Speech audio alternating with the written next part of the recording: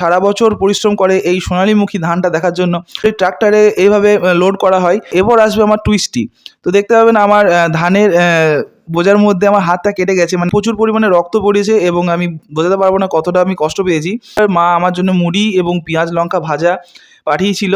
নমস্কার বন্ধুরা, আজকে আমরা চলে এসেছি আমাদের চাষের জমিতে, যেখানে আপনারা দেখতে পাবেন আমাদের সব ধান পেকে গেছে এবং মেশিনের দ্বারা আমরা সেই ধানগুলি কাটছি। তো আজকের ভিডিওটা সেই ব্যাপারেই, এবং ভিডিওটি শেষে একটি ছোট্ট টুইস্টও আছে যেখানে আমাকে যথেষ্ট কষ্টের সম্মুখীন হতে হয়। তো আপনারা ভিডিওটি শেষ অবধি দেখতে থাকুন, আশা রাখবো আপনাদের ভালো লাগবে। তো সবার আগে আপনারা দেখতে পাবেন একটি বড় মেশিন দিয়ে আমরা আমাদের ধানগুলি কেটে নিচ্ছি। তো হিসেব মতো ধান দুইভাবে কাটা হয়ে থাকে যতটা আমি জানি। এক হচ্ছে হাত দিয়ে কাস্তে দিয়ে কাটতে হয়, আর একটা হচ্ছে মেশিনের দ্বারা।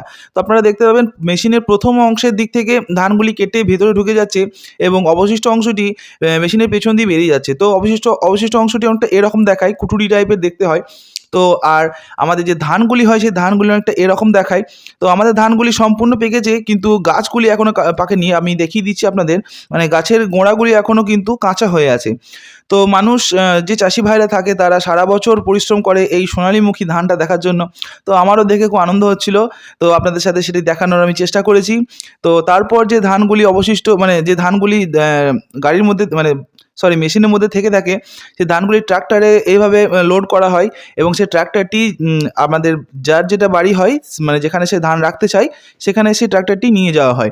তো এখানে দেখতে পারবেন ধান যথেষ্টভাবে সম্পূর্ণ হয়ে গেছে এবং এরপর আসবে আমার টুইস্টি। তো দেখতে পাবেন আমার ধানের বোঝার মধ্যে আমার হাতটা কেটে গেছে, মানে ধানের গাছটাকে আমি হালকা করে টেনেছি, তার মধ্যে ধান গাছটা ফেটে গিয়ে একটা ব্লেডের মতো হয়ে গিয়ে আমার হাতটা কেটে গেছে। দেখতে পাবেন প্রচুর পরিমাণে রক্ত পড়েছে এবং আমি বোঝাতে পারবো না কতটা আমি কষ্ট পেয়েছি। তো এখানে দেখতে পাবেন মা আমার জন্য মুড়ি এবং পেঁয়াজ লঙ্কা ভাজা পাঠিয়েছিল। তো সেটি আমি কোনো রকমে খাচ্ছি, মাকে আমি জানাইনি যে আমার হাত কেটে গেছে। তো এখানেই জমির মধ্যে বসে বসে আমি খাবারটা খাচ্ছিলাম, মানে আমি প্রচণ্ড, মানে কি বলবো, একটু ডিহাইড্রেট হয়ে গেছিলাম জল না খাওয়ার জন্য। তো এখানে দেখতে পাবেন পেছনে এখনও ধান কাটা চলছে এবং আমি আমার সকালে প্রথম ব্রেকফাস্ট সারছি মোটামুটি 11:30 নাগাদ। তো ধান কাটা হয়ে গেছে, তো আমি এবার রওনা দিই বাড়ির পথে। তো এখানে দেখতে পাবেন আমি আপনাদের বায়ও করতে পারছি না ঠিক করে। তো এখানে আপনাদের পুরো ইন্টারফেসটা দেখিয়ে দিই কেমন কী হয়ে থাকে মাঠের ভিউটা। তো এবার বাড়ি ফেরার পথে বাঁ দিকে দেখতে পাবেন হাতে কাটা কিছু ধান এবং ডান দিকে দেখতে পাবেন মেশিনে কাটা কিছু ধান। তো এটাই পার্থক্য হয়ে থাকে। তো আজকে শুধু এইটুকুই আপনাদের সাথে শেয়ার করা ছিল। আজকের দিনটা যথেষ্ট কষ্টকর কেটেছে আমার। আপনাদের যদি ভিডিওটি ভালো লেগে থাকে তো অবশ্যই আপনাদের ব্যক্তিগত মতামত আমাকে কমেন্ট বক্সে লিখে জানাবেন। আজকে এ পর্যন্তই, দেখা হচ্ছে নেক্সট ভিডিওতে।